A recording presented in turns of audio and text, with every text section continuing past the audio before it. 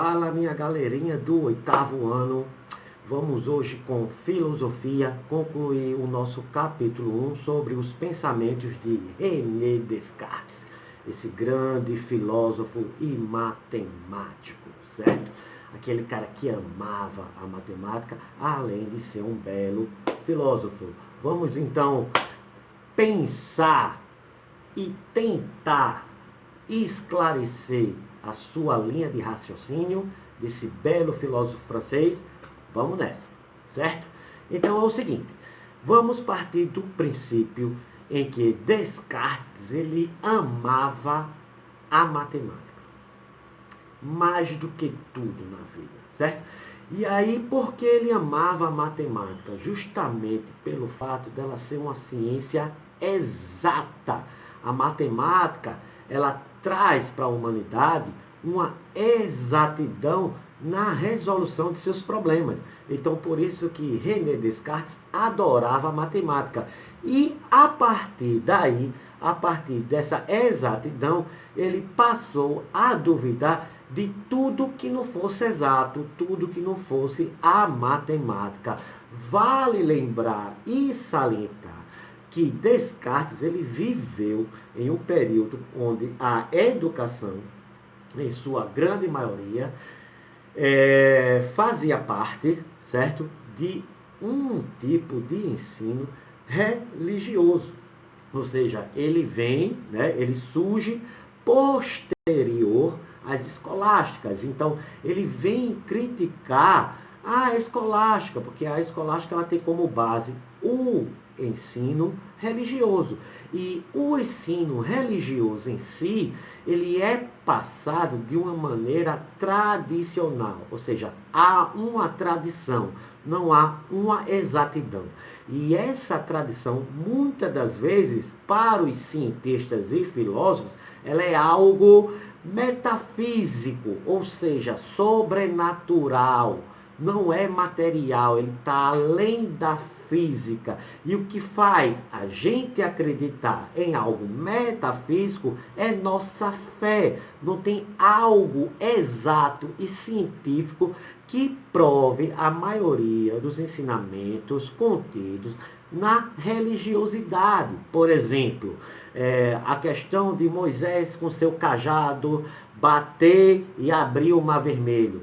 Isso é um ensinamento que vem de uma tradição, no caso a tradição hebraica, a partir das histórias de Moisés, mas que não há uma exatidão, uma clareza nesse episódio. Então, é por isso que Descartes ele passa a desconfiar das escolas, mas você não pode levar isso em consideração aos dias atuais, porque Descartes não é um filósofo atual. A gente tem que pensar de uma maneira de como a gente tivesse inserido naquele momento, no período em que ele estava vivendo. E no período que ele estava vivendo, a escola era muito vinculado ao religioso.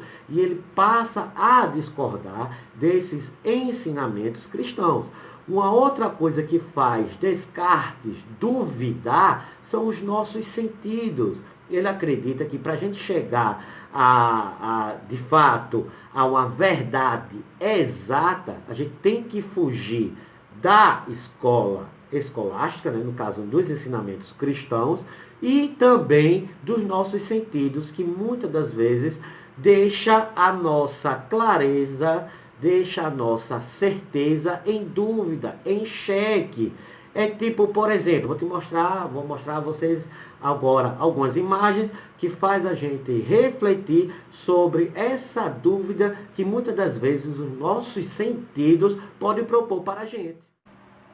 Então, Val, quais sentidos coloca a nossa exatidão em xeque, tornando ela muitas das vezes uma dúvida? Todos eles. Por exemplo, essa imagem. Essa imagem é uma imagem de uma drag queen, ou seja, de homens que se vestem de mulheres e fazem espetáculos, são verdadeiros artistas. Mas a nossa visão, ela pode nos enganar. Nunca na galáxia que a gente ia ver esse rapaz, né, transformado à sua esquerda em sua drag queen, em sua personagem. A gente não, dificilmente, se a gente não conhece esse rapaz, a gente vai ter a certeza de que ele pode se transformar em uma mulher, né? Se caracterizar como uma mulher. Então, a visão, que é um dos nossos sentidos, pode fazer a gente gerar dúvidas. Não só transformações como essas, como também o que a gente vê na televisão. As maquiagens, olha só, né? Essa artista, né? Ela à sua direita com maquiagem e ela à sua esquerda sem maquiagem. Muitas das vezes a nossa percepção visual, né, pode levar a gente a acreditar que algo é de fato uma coisa, mas que na verdade é outra, como essa próxima imagem também dessa famosa cantora norte-americana. Mas, Val, é só a visão que faz gerar dúvidas em nossas verdades, em nossas conclusões? Não, são todos os sentidos, né? Aí é uma foto que remete, tem uns 3 anos isso, foi uma polêmica e gerou vários comentários nas redes sociais sobre a questão de que qual a verdadeira cor desse vestido. Já vou adiantando a vocês que a verdadeira cor desse vestido é a imagem da direita. Ele é azul com preto, mas dependendo da perspectiva do olhar das pessoas, comparado também com a luminosidade, muitas das pessoas viram o vestido que a priori é azul e preto, viram ele branco e dourado. Uma outra coisa também relacionada às dúvidas que são geradas a partir dos nossos sentidos é o nosso paladar e até no caso da imagem a nossa própria visão. A gente nunca sabe se tiver assim, a gente vai para uma ceia de Natal e é colocado um Chester e um peru na mesa, dificilmente você vai saber o que é o Chester e o que é o peru na sua visão. E no seu paladar, poucas pessoas também vão conseguir distinguir qual é o Chester e qual é o peru. Há também a dúvida gerada no nosso tato. Nós, com os olhos vendados, dificilmente, né, dependendo do objeto, da matéria que é posto para a gente usar do tato e desvendar que produto é, muitas das vezes o nosso tato pode deixar a gente com dúvidas, gerar dúvidas, principalmente quando se trata de objetos semelhantes. Dificilmente eu com os olhos vendados, eu vou saber diferenciar uma uva, né, de um brinco de viúva, uma ameixa de uma pequena maçã, né? Dificilmente e geralmente o nosso sentido, através do tato, também pode proporcionar para a gente dúvidas. Uma outra coisa que pode gerar dúvidas em nossos sentidos é a nossa audição. E eu não sei se já aconteceu com vocês, mas já aconteceu comigo várias vezes. Quando se solta fogos, me dá uma dúvida se é fogo ou se é uma arma de fogo, um disparo de uma arma de fogo. Ou seja, até na nossa audição, a gente também pode gerar dúvidas, né?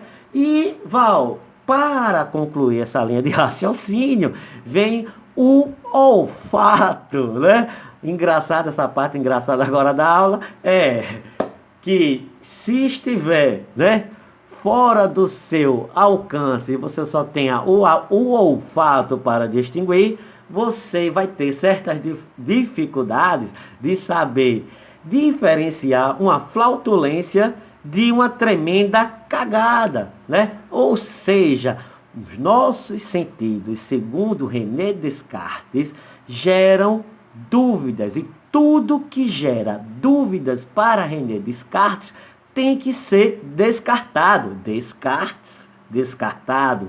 Se ligou aí? Então, ele descartou nossos sentidos e tudo que a gente aprendeu na escola. Lembrando, escola escolástica, ensinamento cristão. Então, Val, se eu tenho que duvidar de tudo, eu duvido até dos meus sentidos. Os meus sentidos podem se voltar contra mim, ele não me dá uma certeza. Todos os ensinamentos que não sejam ensinamento matemático, que não dá uma exatidão, eu tenho que duvidar. Qual é o meu papel no mundo? Eu tenho que acreditar em quê? De fato, o que é verdadeiro para René Descartes? Porque tem que ter uma verdade. Para ele acreditar que a matemática é algo verdadeiro por ser exato, né? Alguém teve que chegar a essa conclusão que a matemática é exata. E como é que a pessoa chegou a essa exatidão, né? Essa conclusão que a matemática é exata? Pensando. Então Descartes vem dizer o seguinte: a partir do momento que eu duvido de tudo, eu existo. Poxa, Val, por quê? Porque a partir do momento que eu duvido, eu penso. Se eu penso, eu existo. Então, a primeira verdade de René Descartes se concentra no pensamento. Daí a sua famosa frase: penso, logo existo. Então, existo porque penso. Por que penso? Porque duvido. Se eu duvido, eu penso. Se eu penso, eu existo. René Descartes. Então, Val, como eu posso chegar à conclusão, através do meu pensamento, uma coisa que se torne verdadeira? Então, como eu posso usar o meu pensamento para chegar a uma verdade absoluta? Descartes vai nos ensinar passo a passo como isso deve ser feito. Primeiro, você só pode acreditar numa coisa que seja verdade quando ela lhe propor algo claro e exato. Por isso, você não pode acreditar em algo que não esteja fundamentado. Por exemplo, o que acontece muito hoje em dia, as fake news. Muita gente começa a partilhar notícias sem fundamento nenhum, sem fonte nenhuma. Então, isso não é uma maneira com a qual Descartes concordaria. Para você chegar a um objetivo verdadeiro, a ideia em si, ela tem que ser fundamentada.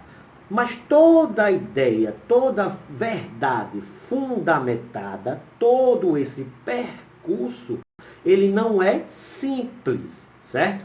Ele passa por etapas. E aí, o que é que eu tenho que fazer? Para chegar a essa verdade, eu vou ter um problema. Esse problema eu vou pensar para poder solucionar e chegar a um denominador comum. Essa linha de raciocínio, ela tem que ir do mais simples ao mais composto. Eu não posso partir do mais difícil por mais fácil. Eu tenho que partir do mais fácil para chegar no mais complexo, para aí chegar a uma verdade. Um outro exemplo para traduzir essa linha de raciocínio seria avaliações. Eu acho engraçado quando eu estou em sala de aula e vejo vocês fazendo provas, principalmente de cálculo. E aí vocês estão na segunda questão e não conseguem fazer a segunda questão. E aí vocês ficam passando um tempão nessa segunda questão. E esquece que a prova tem mais 8 questões. Então, se a segunda questão está complexa, essa problemática está difícil, passe adiante. Segundo o pensamento de Descartes, eu tenho que ir do mais fácil e elevando o meu nível para o mais difícil, porque a partir do momento que eu chego no mais difícil, eu já tenho uma base, porque já passei pelo mais fácil. E aí eu chego na minha conclusão final, através do meu pensamento, através da minha dúvida. A arte também vem nos mostrar, vem nos explicar a sua visão dualista das coisas, certo? Como assim, Val? O que seria uma visão dualista das coisas? Para ele, né, ele divide o mundo em três substâncias. A substância perfeita, que é a substância divina. Essa está, sem sombra de dúvida, fora de cogitação. Não há incertezas. E aí, essa substância perfeita, que é a substância divina, criou dois tipos de substâncias.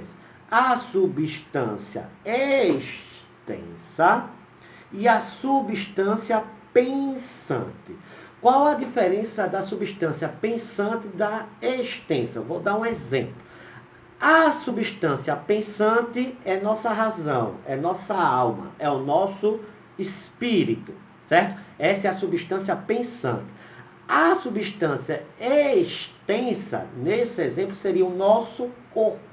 Então, substância pensante, nosso espírito, substância extensa, nosso corpo. Então, nosso corpo é a extensão do nosso espírito, certo? Um outro exemplo de substância pensante, o mundo.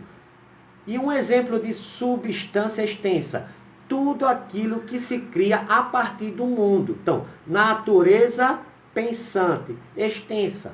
Uma casa, uma roupa, um carro, entenderam?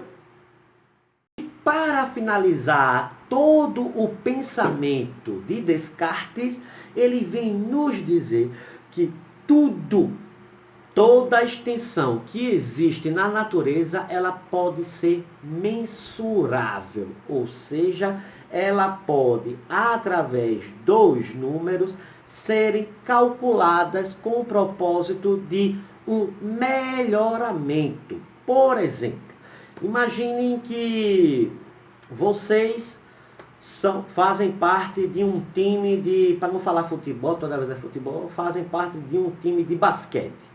E aí vocês têm características diferentes. Um é mais alto, o outro é mais baixo, um é mais franzino, o outro é menos franzino. Um tem uma resistência maior do que o outro. Um pode se contundir. Então, a partir dos números, a comissão técnica, ela pode analisar a sua equipe, no caso vocês, e saber o que é melhor se tratando de posicionamento, resistência e recuperação física. E como é que eu faço isso? Através dos cálculos matemáticos, mensurando, ok? Espero que tenham gostado da aula de hoje. E na próxima iniciamos o nosso capítulo 2. Valeu!